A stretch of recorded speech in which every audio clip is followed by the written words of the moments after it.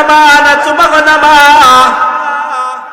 যখন দুনিয়ার মানুষ আমানতকে গনিমতের বিষয় বলে মনে করবে, আপনার কাছে আমি কিছু টাকা পয়সা আমানত রাখলাম, 1 মাস পরে বললাম ভাই আমানত গুলা ফেরত দিয়ে দেন।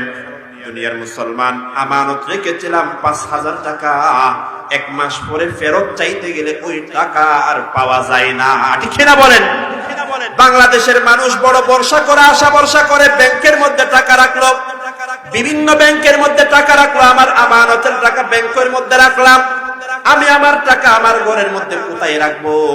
বিশ্বাস নিয়ে, বড় আস্থা নিয়ে, ভরসা নিয়ে ব্যাংকের মধ্যে টাকা রাখলাম। এখন শোনা যায় বিভিন্ন ব্যাংকের মধ্যে নাকি মানুষের টাকাগুলো নষ্ট হয়ে যাচ্ছে। ঠিক না বলেন? 1000 কোটি টাকা বড় বড় কোম্পানিগুলো লোন নিয়ে নিচ্ছে, আমার আপনার 5000 10,000 টাকার কোনো হদিস নাই। এ দুনিয়ার মানুষ, নবীজি বলেন ওয়াল আমানাতু মাগনামা।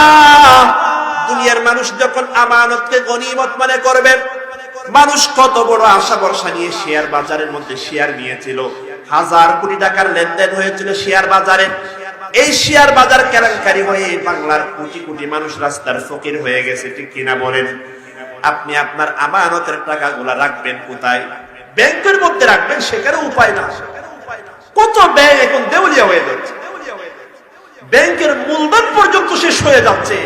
এখন বাংলাদেশের মুসলমান এখন আগের যুগে ফেরত যাওয়া ছাড়া উপায় না। আপনি ব্যাংকের মধ্যে যে টাকা রাখবেন, 5 বছর পরে গিয়ে টাকার জন্য যাবেন, সে উপায় না। এখন দেখতেছেন না বিভিন্ন ব্যাংকের মধ্যে লিখে দিচ্ছে 1 লাখ টাকার চাইতে বেশি নিলে 1 সপ্তাহ আগে জানার লাগে। আমার টাকা ব্যাংকের মধ্যে, আপনার টাকা ব্যাংকের মধ্যে, আমার টাকা নেওয়ার আগে তাদের ইনফরমেশন দেওয়া লাগবে, আমার টাকা লাগবে 1 সপ্তাহ পরে। এগুলো নবীজি যেগুলা বলেছেন 1000 বছর আগে, একেবারে কড়া গন্ডা শতবার আমাদের দেশের সামগ্রিক পরিস্থিতির সাথে মিলে যাচ্ছে।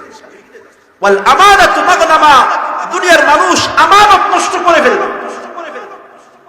আমরা যে যেখানে আছি প্রত্যেকে নিজের জায়গা থেকে আমানত নষ্ট করছি।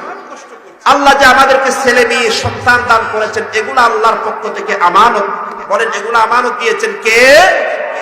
আমি আমার ছেলে মেয়েদের ভবিষ্যৎ নষ্ট করে দিচ্ছি, আমার ছেলে মেয়েদেরকে সঠিক শিক্ষা না দিয়ে দুনিয়ার মধ্যে তার ভবিষ্যৎ নষ্ট করে দিচ্ছি। আপনি মনে করবেন না কিয়ামতের দিন পার পেয়ে যাবেন? আল্লাহর কসম, কিয়ামতের দিন আল্লাহর আদালতে সন্তানের আমানত নষ্ট করার কারণে আপনাকে আসামির কাঠগড়ায় দাঁড় করানো লাগবে। ঠিক না বলেন? এজন্য আল্লাহর রাসূল বলেন ওয়াল আমানাতু মাগনামা। দুনিয়ার মানুষ আমানত নষ্ট করে ফেলবে।